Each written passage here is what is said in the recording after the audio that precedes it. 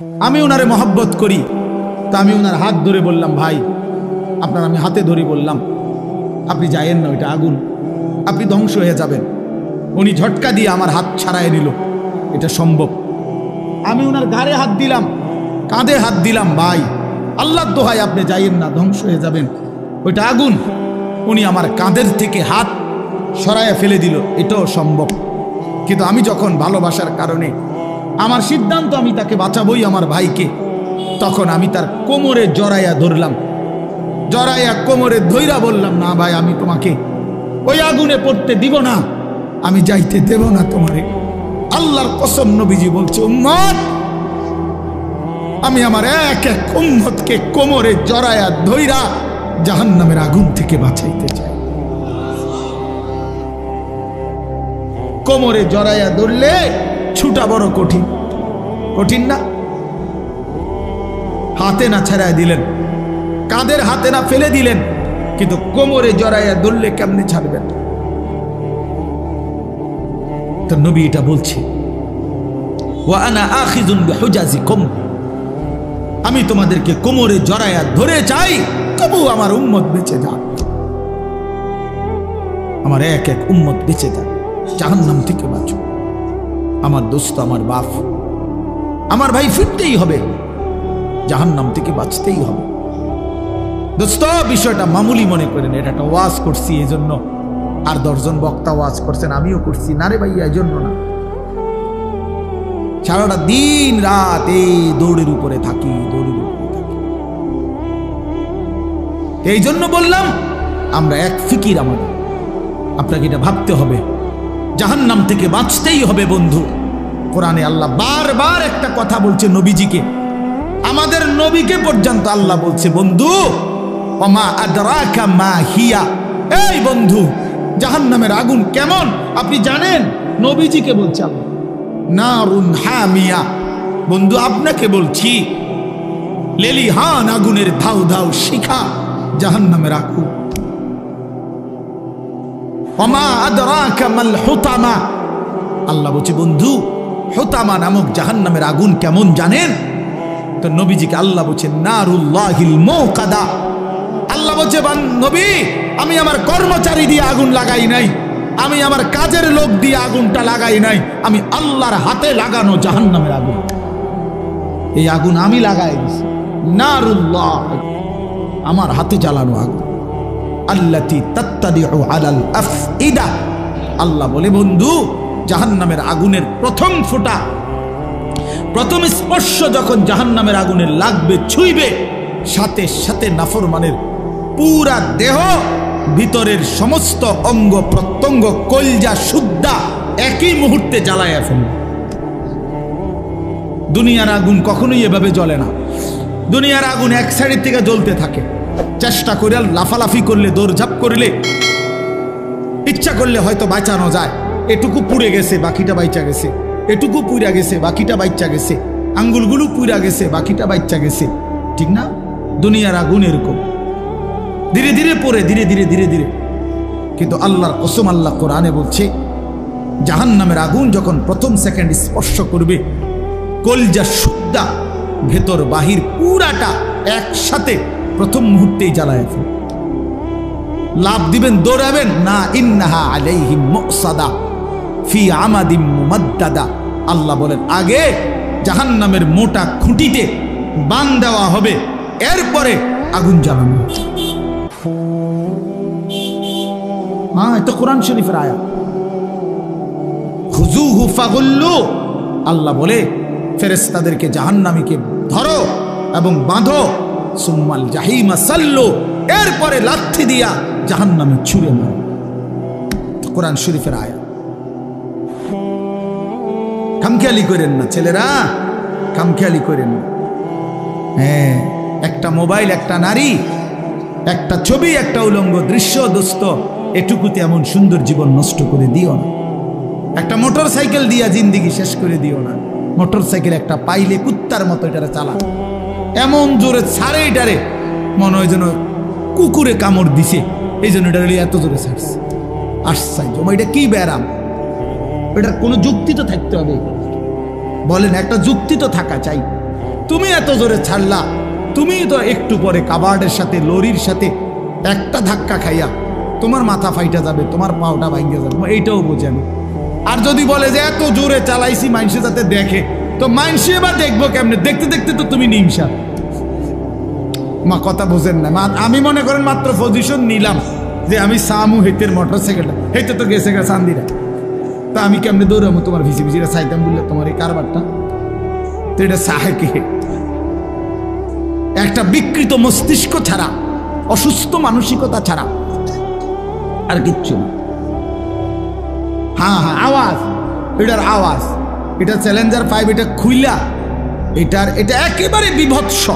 মানে ইচ্ছা করে এত বড় শব্দটাকে যার পছন্দ হয়, আমার নিশ্চিত তার সিরা গেছে, তার মাথার তার অন্য কেউ সিরা লাইছে, এটা নিশ্চিত, কোনো সন্দেহ নেই, কোনো সন্দেহ, কোনো সন্দেহ, হ্যাঁ কোনো সন্দেহ। এর জন্য হের মাথার তার সিরা লাইছে দেখে সে মোটরসাইকেলের তার সিরা লাইছে। হ্যাঁ হ্যাঁ, দোনোটা মাতাল। নাউজুবিল্লাহ, নাউজুবিল্লাহ। আল্লাহ পাক আমাদেরকে বিবেক দান করেন, ইনসাফ দান করেন। এজন্য আল্লাহর কাছে চাইতে হয় তৌফিক। আল্লাহুম্মা আইন্নি আলা যিকরিকা ওয়া শুকরিকা ওয়া হুসনি ইবাদাত। আপনার ছেলেটা নামাজ পড়ে না চাচা, কয়দিন চাইছেন এটা? আল্লাহর কাছে চাইছেন কয়দিন? চোখের পানি ফেলছেন কয়দিন? অঝরে কাঁদছেন কয়দিন? ছেলের বিদেশের লাইগা কতজন হুজুরে কইছেন? ফুলার নামাজের লাইগা কয়জন হুজুরে কইছেন বলেন? দোতলার ছাদ ডালাই এটা কইছেন কতজনের? ভাই দোয়া কইরো, দোতলার ছাদ ডালাই খাস একটা দোয়া করো। কিটা খাস দোয়া? কিটা আবার ছাদ ডালার মধ্যে আবার খাস দোয়া কি? মানে যাতে করে এমন ভাবে ডালাই হয়, ডালার লগে যেন নিচের দিকে ছাদ দিয়ে ফিরে যায়। খাস দোয়া না, এটা একেবারে জাঁতা দিয়ে যেন এটা নিচের দিকে যায়, এটা যেন ডাইবা যায় আর কি। শক্তর সাফে এমন শক্ত যেন হয় যেন এটা সাফের লগে ডাইবা যায়। দুনিয়া দুনিয়া নিয়ে এই পরিমাণ দোয়া চাইলেন, আখিরাতের দোয়া কই চাইলেন? কয়দিন বলছেন হুজুর দোয়া করেন বিবি যেন পর্দানসীন হয়, ছেলেটা যেন নামাজি হয়, মেয়েটা যেন চরিত্রবান হয়, ছেলের বউ যেন নেককার হয়, নাতি নাতনি যেন কোরআন পড়নেওয়ালা হয়। কয়দিন বলছেন? আখিরাত চাইলেন কয়দিন? দুনিয়া চাইলেন কয়দিন? কয়দিন চাইলেন? এই জন্য ইনসাফের সাথে ভাববেন। বান্দা বলো না আমি আল্লাহ আর কি বললে, কেমনে বললে, আর কতবার বললে তুমি আমার কথা মেনে নিতা।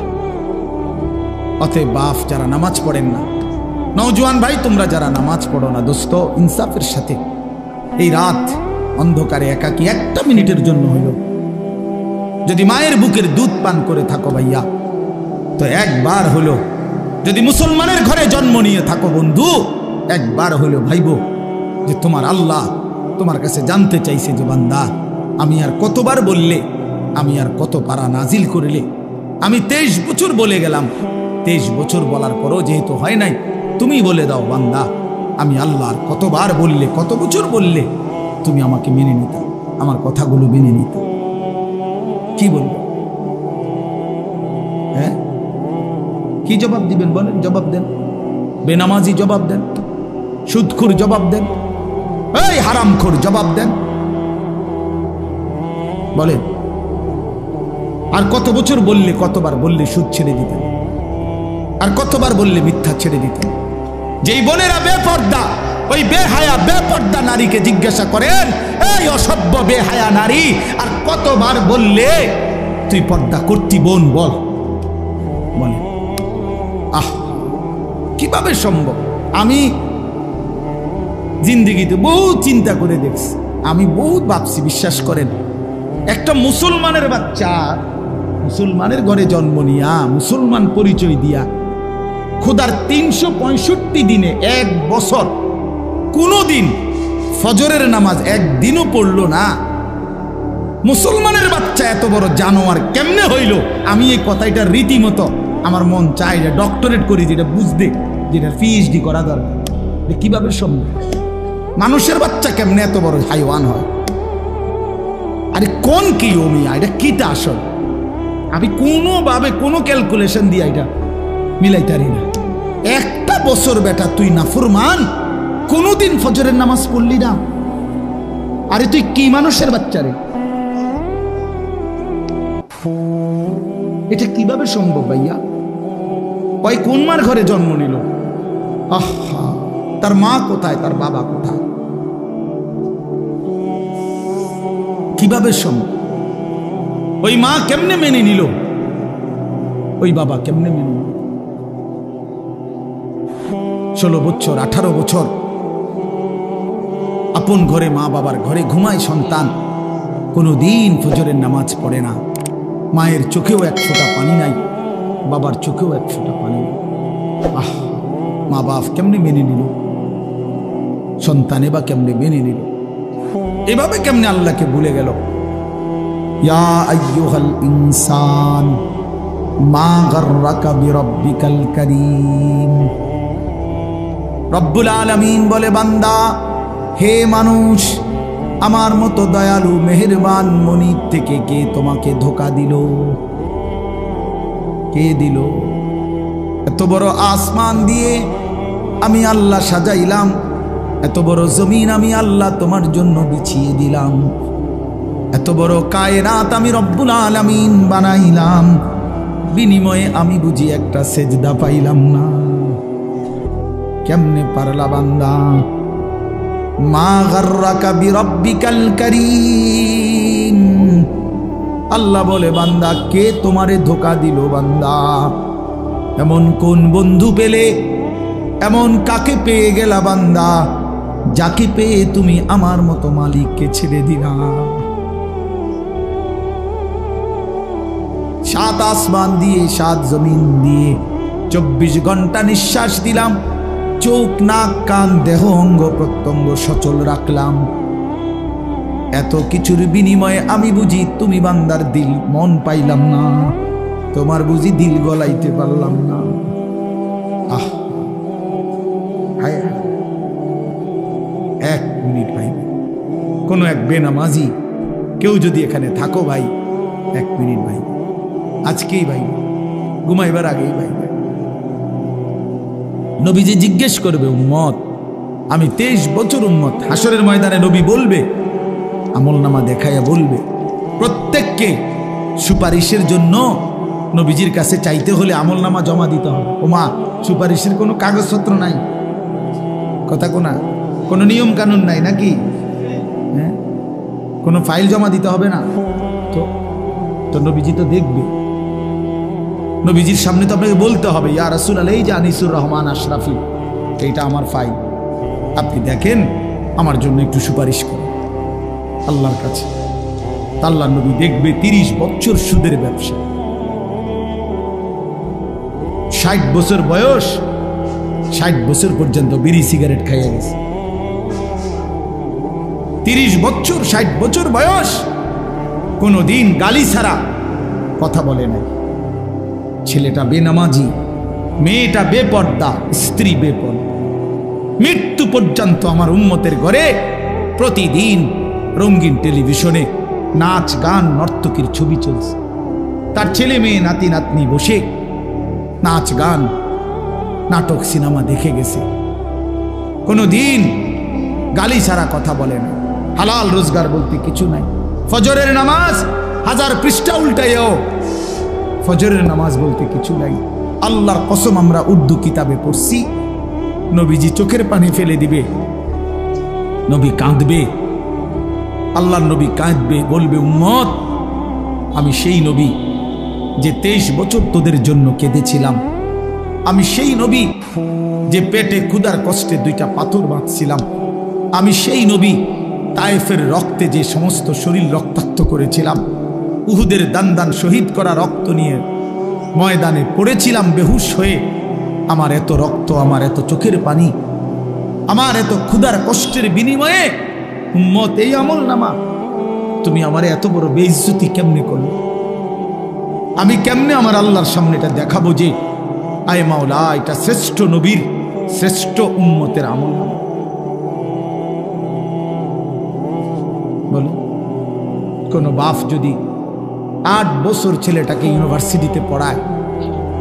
তো গরিব বাপ তার ছেলেটাকে মনে করেন ভিটা মাটি বসত সব বেচ্চা নিজে না খাইয়া ছেলেটার লাখ লাখ টাকা পড়ালেখার খরচ দিছে। 8 বছর পরে 6 বছর পরে বাপ রেজাল্ট সার্টিফিকেট দেখতেছে যে ফেল। ওই বাপ কি পরিমাণ কাঁদবে, ওই বাপ কি পরিমাণ কাঁদবে। ওই বাপ বলবে না যে বাপ আমি তোরে মানুষ করার জন্য, তোর পড়ালেখার খরচ দেওয়ার জন্য ভিটাটা বেচা ফেলছি, মাটিটা বিক্রি করে ফেলছি, আমি জীবনে কোনো সুখের নাগাল পাই নাই। এই বছরও ভাই এই গত হজ্জেও এক জিদ্দা থাকে এক প্রবাসী ভাই, আমি তো হজ উমরার সফরে গেলে প্রবাসীদের রুমে রুমে যাই। আমি আজ 32 বছর সৌদি আরব জিদ্দায় পড়ে আছি, কেউ 18 বছর, কেউ 16 বছর। জীবনের এই সুখের সময়টা যারা কাটাইছে বিদেশের জমিনে, যৌবনের পুরাটা টাইম শেষ করে দিছে বাপ, বিনিময়ে সেই বাপ যখন দেখে তার ছেলেটা ফেল, তখন সে বলবে বাপ তুই আমার এটা কি দেখাইলি, তুই আমার এতগুলো টাকা, তুই আমার এত বড় বেইজ্জতি কেমনে করলি বাপ, এটা বলবে না? তো নবী সাল্লাল্লাহু আলাইহি সাল্লামও বলবে, খোদার কসম নবীজিও বলবে, আল্লাহর কসম নবীও বলবে যে উম্মত তুমি আমার এত বড় বেইজ্জতি কেমনে করলে। এই জন্য দয়া করে আমি অনুরোধ করছি প্রত্যেকে মেহেরবানি করে একটু জমে কাছাকাছি হয়ে বসলে আপনি বরকত পাবেন। ফাঁকা জায়গা পূরণ করে বসেন, কথাটা গুরুত্ব দিয়ে শুনেন। আপনি যদি মনে করেন যে একজন আলেমের এই কথাটাই শুনলেন না, তো আপনি যে সামনে কি শুনবেন এটা তো বুঝাই যায়, কথা বুঝছেন না। তাইলে প্রথম কথাই যেহেতু পাত্তা দিলেন না, তো পরের কথা আর কি শুনবেন, তার তো বুঝাই যায়, ডগ দেখেই তো বোঝা যায় যে কি হবে সামনে। এই জন্য দয়া করে জমে বসলে ভালো। হাদিসের মধ্যে আছে আল্লাহ নবী সাল্লাল্লাহু আলাইহি ওয়াসাল্লাম বলছেন, মান রাআ ফুরজাতান ফাজালাসা ফিহা ফাকাদ আওয়া ইলাল্লাহ। নবী সাল্লাল্লাহু আলাইহি ওয়াসাল্লাম বলেন, একেবারে বুখারীর হাদিস, বুখারী শরীফের প্রথম খণ্ডের হাদিস। নবী সাল্লাল্লাহু আলাইহি ওয়াসাল্লাম বলেন, যে ব্যক্তি কোনো দ্বীনি মজলিসে ফাঁকা জায়গা দেখল অতঃপর নিজে পূর্ণ করে বসলো, তো সে আল্লাহ তাআলার আশ্রয় ঠিকানায় পৌঁছে গেল। আচ্ছা বলেন তো কেমন ফজিলত এটা? মানে আল্লাহ তাকে নিজের করে নিলেন, নিজের করে নিলেন। এই জন্য ফাঁকা জায়গা দ্বীনি মাজমায় পূরণ করে বসা অনেক নেকি, অনেক নেকি। হাদিসের মধ্যে আছে নবী সাল্লাল্লাহু আলাইহি ওয়াসাল্লাম বলছেন, লাউ তা'লামুনা মা ফিন নিদা ওয়াস সাফফিল আউয়াল সুম্মা লাম ইয়াজিদু ইল্লা আন ইস্তাহামু আলাইহি লাস্তাহামু। নবীজি বলেন, আমার উম্মত মসজিদে আজান দেওয়া এবং মসজিদে প্রথম কাতারে বসা, এই দুই আমলের মধ্যে কি পরিমাণ নেকি যদি তোমরা বুঝতা, তাইলে লটারি দিয়ে হলেও নিজেদের মধ্যে এই দুইটি আমলে যত্নবান হইত। অর্থাৎ আজানের টাইম হয়েছে, তো 10 জন দাঁড়ায় গেছে, দাঁড়ায় আছে মাইকের সামনে, আমি আজান দেব, আমি আজান দেব ফি সাবিলিল্লাহ। তখন লটারি দিয়ে ঠিক করতে হইতো যে কে দিবে এখনকার আজান। মসজিদের প্রথম কাতারে বসতে পারে 30 জন, একসাথে ঢুকছে 50 জন, আমরা সবাই বসতে চাই, তাইলে লটারি দিয়ে ঠিক করতে হতো যে প্রথম কাতারে কে বসবে। তার মানে সামনে বসার এটা নেকি, অনেক নেকি, অনেক নেকি। এই জন্য সব সময় মনে রাখবে, ওলামায়ে কেরামের চোখের কাছে, দ্বীনি মজমার চোখ কাছে বসার মধ্যে বরকত বেশি। মুসলিম শরীফের হাদিস আছে, আল্লাহর নবী সাল্লাল্লাহু আলাইহি ওয়াসাল্লাম বলেন, খায়রু সুফুফির রিজালে আউয়ালুহা ওয়া শাররুহা আখিরুহা। পুরুষের জন্য সর্বোত্তম হলো প্রথম কাতার, সবচেয়ে অপছন্দনীয় হলো পিছনের কাতার। রাসূলুল্লাহ সাল্লাল্লাহু আলাইহি ওয়াসাল্লাম বলেছেন, আর ওয়া খায়রু সুফুফিন নিসাই আখিরুহা ওয়া শাররুহা আউয়ালুহা। আর মহিলার জন্য সবচেয়ে উত্তম হলো পেছনের কাতার, সবচেয়ে অপছন্দনীয় হলো প্রথম কাতার। মহিলা পুরুষের সামনে থাকা এটা অপছন্দনীয়। এটা ইউরোপ বানায় নিছে লেডিস ফার্স্ট, না লেডাস ফার্স্ট, মানে এটা আমি বানাইলাম আর ইংরেজি। পুরুষ আগে, অধিকার এবং মর্যাদা, এই কথার অর্থ আল্লাহ তাআলার নিজামকে উলটপালট করা না। কোনো কিছুকে সম্মান দিতে হইলে, অধিকার দিতে হইলে এর অর্থ এই না যে আল্লাহর বিধান, রাসূলের বিধানকে লঙ্ঘন করা আর এটার দ্বারা অধিকার প্রতিষ্ঠিত করা। না, এটার দ্বারা অধিকার হয় না, প্রকারান্তরে অধিকার খর্ব করা হয়। এই জন্য আল্লাহ নবী সাল্লাল্লাহু আলাইহি ওয়াসাল্লাম বলছেন নারীর জন্য পেছন, অর্থাৎ সে পিছনে হাঁটবে, পুরুষ সামনে হাঁটবে, পুরুষ সামনে থাকবে। হযরত মূসা আলাইহিস সালাম তাফসীরের মধ্যে আছে, মূসা আলাইহিস সালাম যখন মিশর থেকে চলে গেছিলেন ফেরাউনের বাহিনীর ভয়ে, ছোটবেলায়, ছোট না মানে কিশোর বয়স বা যুবক বয়স এই সময়, তখন পার্শ্ববর্তী যেই দেশে গেছিলেন ওই দেশের নাম হলো মাদায়েন। তো সেখানে দুই বোন বকরিকে পানি পান করাইবার জন্য কূপের কাছে আসছিল, কিন্তু পুরুষদের বীরের কারণে তারা আগাইতে পারতেছিল না। তখন মূসা আলাইহিস সালাম ওই দুই বোনের বকরিগুলো তিনি নিজে কূপের থেকে পানি উঠাইয়া পানি পান করাই দিছিলেন। তো এগুলো নিয়ে যখন ওই দুই মেয়ে ঘরে ফিরছে, তখন তাদের বাবা, এই দুই বোনের বাপ যিনি ছিলেন তিনি নবী ছিলেন, হযরত শুআইব আলাইহিস সালাম, তিনি পুরা ঘটনা শুইনা একটা মেয়েকে পাঠাইছে যে তুমি গিয়া ওই যুবক ছেলেটাকে ডেকে নিয়ে আসো, সে যে আমাদের বকরিকে পানি পান করায় দিল এর জন্য কিছু পারিশ্রমিক দিতে হবে।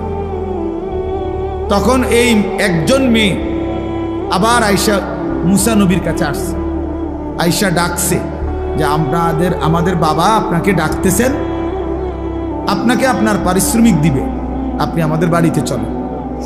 তখন তাফসীরে স্পষ্ট আছে মূসা আলাইহিস সালাম ওই মেয়েকে বললেন যে বাড়িতে তো যাবে ঠিক আছে, কিন্তু মূলত যে রাস্তা দেখায় সে তো সামনেই থাকে, কিন্তু এখানে যেহেতু এটা মেয়ে, এই জন্য মূসা নবী স্পষ্ট বললেন তুমি পিছনে থাকো, আমি সামনে হাঁটবো, তবে পিছন থেকে তুমি ডান বাম বলবে। কথা বুঝছেন কি না? বল, ডান বাম তো সেই বলতে হবে, নাহলে উনি তো আর চিনে না, কিন্তু তুমি পিছন থেকে বলবা, সামনের থেকে না। এই জন্য এটা জরুরি বিষয়।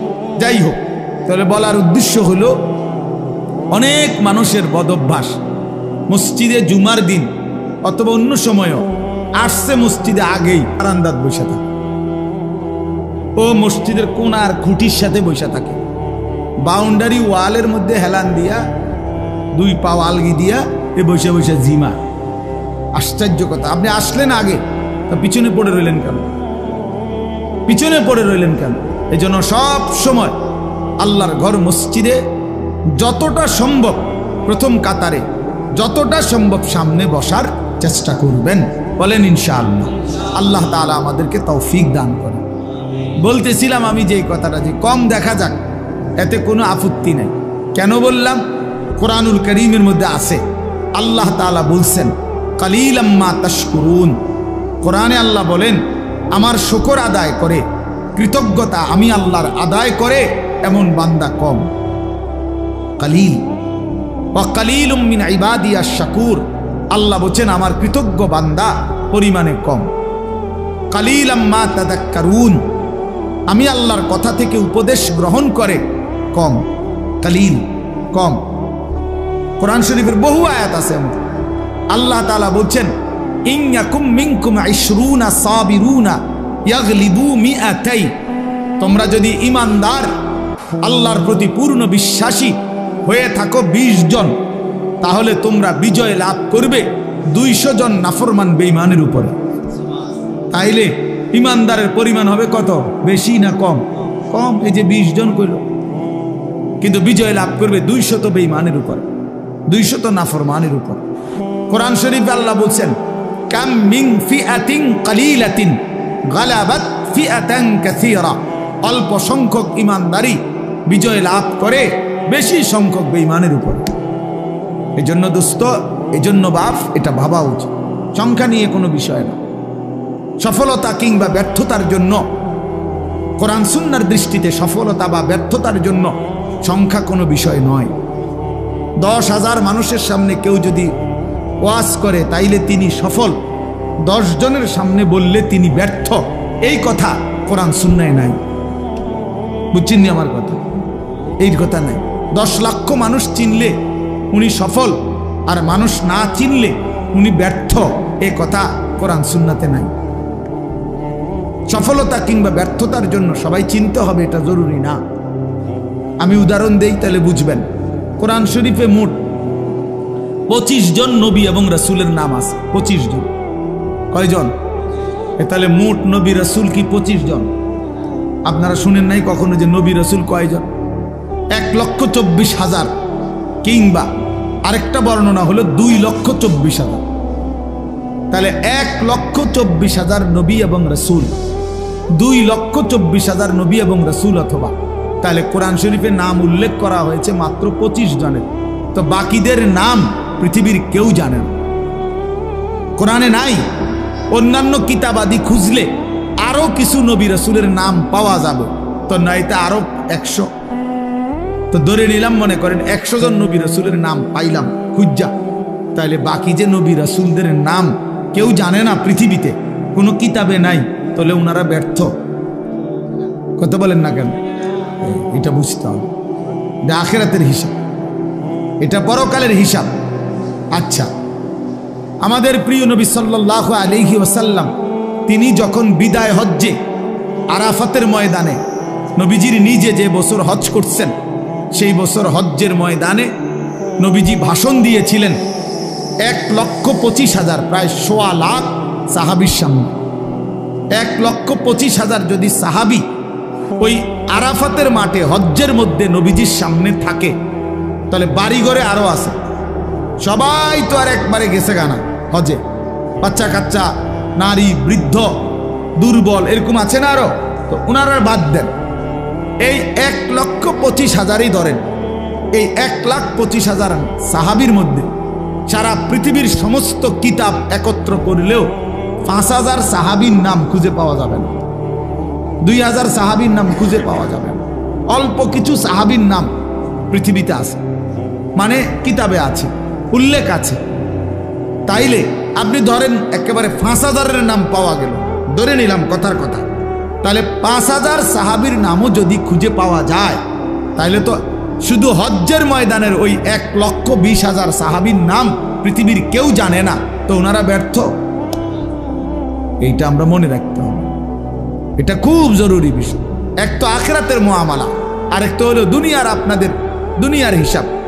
দুনিয়ার হিসাবে জনপ্রিয়তা, খ্যাতি, এটা একটা বিষয় অনেকে ভাবতে পারে, কিন্তু আখিরাতের দৃষ্টিতে জনপ্রিয়তা অথবা অপরিচিতি এটা কোনো বিষয় না। বিষয় হলো আল্লাহ তাআলা গ্রহণ করলেন কিনা, গ্রহণ করলেন কিনা। আমারে 10 লক্ষ মানুষ চিনে, কিন্তু আল্লাহ তাআলা গ্রহণ করে নাই, তো 2 পয়সার কোনো মূল্য নেই, 2 পয়সার মূল্য নেই। হ্যাঁ, আমারে 50 লক্ষ মানুষ চিনে, তো এতে করে আমার কবরের আযাব মাফ। 1 কোটি মানুষ চিনে, আমারে কবরের আযাব মাফ আমার না বন্ধু, না বাপ। এটা বুঝতে হবে। আখিরাতের বিবেচনা, আখিরাতের মুআমালা, পরকালের হিসাবে সফলতা কিংবা ব্যর্থতা হচ্ছে আল্লাহ তাআলার গোলামির মধ্যে, আল্লাহর বন্দেগীর মধ্যে। এজন্য কোরআন শরীফে স্পষ্ট আয়াত আছে। আপনারা দেখবেন অনেক মানুষ জানাজা যখন হয়, আমাদের এই যে ভাইরা যারা রাজনীতি করে, ওনারা সবাই জানাজার মাঠে উপস্থিত থাকে, বক্তব্যও দেয়, এবং অনেক মানুষও, সমাজের মান্যগণ্য ব্যক্তিরাও লাশের সামনে 1 মিনিট 2 মিনিট বক্তৃতা দেয়। কিন্তু অধিকাংশই বক্তৃতা দিতে গিয়ে একটা লাইনে শুধু বলে যে কুল্লু নাফসিন যায়িকাতুল মাউত, আমাদের সকলকেই মৃত্যুবরণ করতে হবে। কিন্তু মজার বিষয় হলো কোরআন শরীফের যত জায়গায় এই কথাটা আছে, এতটুকু বলে কোনো জায়গায় আল্লাহ কথা শেষ করে নাই। বুঝেন নাই আমার কথাটা? সকলকেই মৃত্যুর স্বাদ গ্রহণ করতে হবে, এরপরে কথা শেষ, একটা দাড়ি, এমন না। প্রত্যেক আয়াতে এই কথার সাথে আরো কথা আছে। সেই কথাটা কি? সেই কথাটা কি? আল্লাহ তাআলা কোরআনুল কারীমে স্পষ্ট বলছেন, কুল্লু নাফসিন যায়িকাতুল মাউত, প্রতিটি প্রাণ, প্রতিটি আত্মাকেই মৃত্যুর স্বাদ গ্রহণ করতে হবে। তবে এই আল্লাহ আয়াত শেষ করে নাই, এরপরের কথাগুলো শুনেন। আল্লাহ বলেন, ওয়া ইন্নামা তুওয়াফাউনা উজুরাকুম ইয়াউমাল কিয়ামা, এবং অবশ্যই তোমাদেরকে তোমাদের সারা জিন্দেগীর কৃতকর্মের ফলাফল আখিরাতে কিয়ামতের দিন দেয়া হবে। এরপরে আল্লাহ বলেন, ফামান যুহজিহা আনিন নার ওয়া উদখিলাল জান্নাতা ফাকাদ ফাজা। বাপ মনোযোগ দিয়া শুনেন, অল্পই শুনেন, দিল দিয়া শুনেন, একজনই শুনেন, আমার কোনো অসুবিধা নেই। আমি তো আর প্রার্থী না, কাজের সমস্যা নাই, আমার কোনো এত সমর্থনের কি আছে যে আমি সবাই আমার ভোটার হাইতে এমন কিচ্ছু না। তা কাজে একজনই শোনেন। তাই এই জন্য বললাম যে আল্লাহ তাআলা বলেন, ফামান যুহজিহা আনিন নার ওয়া উদখিলাল জান্নাতা। আল্লাহ বলেন, আখিরাতের ময়দানে, হিসাবের মাঠে যাকে জাহান্নাম থেকে মুক্তি দেয়া হবে এবং জান্নাতে প্রবেশ করানো হবে, খুদার কসম আল্লাহ বলেন, ফাকাদ ফাজা, সেই কেবল সফল হলো, সেই কেবল কৃতকার্য হলো, সেই কেবল কামিয়াব হলো। এরপরও শেষ হয়েছে না কথা, আরটু রয়েছে। এরপরে আল্লাহ বলেন, অতএব তোমরা যদি জানতে চাও বান্দা, তাহলে দুনিয়ার সফলতা ব্যর্থতা এটা। আল্লাহ বলেন, ওয়ামাল হায়াতুদ দুনিয়া ইল্লা মাতাউল গুরুর। এই বান্দা মনে রেখো, দুনিয়ার জীবন শুধুই ধোঁকা, ধোঁকা, ধোঁকা, ধোঁকা, ধোঁকা, এটা ধোঁকা। দুনিয়া ধোঁকা। আল্লাহ বানানেওয়ালা যিনি, তিনি বলছেন এটা ধোঁকা। যিনি সৃষ্টিকর্তা তিনি বলছেন, কোম্পানি বলছে এটা 2 নম্বর। আপনি কীর্তেন কোন গাছ জোরে, এটা 1 নম্বর। কোম্পানি প্রোডাক্ট করে, যে উৎপাদন করছে যিনি, উনি বলছে এটা খেলনা, আপনি কীর্তেন কোন এটা আসল। যিনি বানাইছেন তিনি আল্লাহ, তিনি বলছেন, ওয়ামা হাদিহিল হায়াতুদ দুনিয়া ইল্লা লাহবুন ওয়া লাইব। বান্দা, দুনিয়া আমি বানাইছি, আমি জানি আমি কি বানাইছি। আল্লাহ বলে, দুনিয়ার জীবন শুধুই তামাশা, শুধুই খেলাধুলা। লাহবুন লাইবুন, খেলাধুলা, তামাশা, মালাঠোলা। মালাঠোলা, ছোটবেলায় আমরাও মালাঠোলা খেলছি, ছোটবেলায় আমরাও মালাঠোলা খেলছি। ছোট ছোট বাক্সে আপনার রান্না বান্না করছি, আর ছোট ছোটরা একসাথে অনেক রান্না বান্না মালাঠোলা দিয়ে করছি। সন্ধ্যা হলে মা ডাক দিছে তো নিজের হাতে সব ভাঙ্গা চুরা আবার মায়ের ডাকে মায়ের কোলে ফিরে গেছি। এই না দুনিয়া? এই দুনিয়া আল্লাহ বলছে এরকম মালাঠোলা। অতএব বাপ, এই কথাটা আমরা মনে রাখতে হবে। সফলতা কিংবা ব্যর্থতা ফায়সালা হবে হাসরের ময়দানে। ऐसे रहे या वैसे रहे, वहां देखना फिर कैसे रहे। এভাবে থাকেন আর ওইভাবে থাকেন, দুনিয়া একভাবে পার হয়েই যাবে।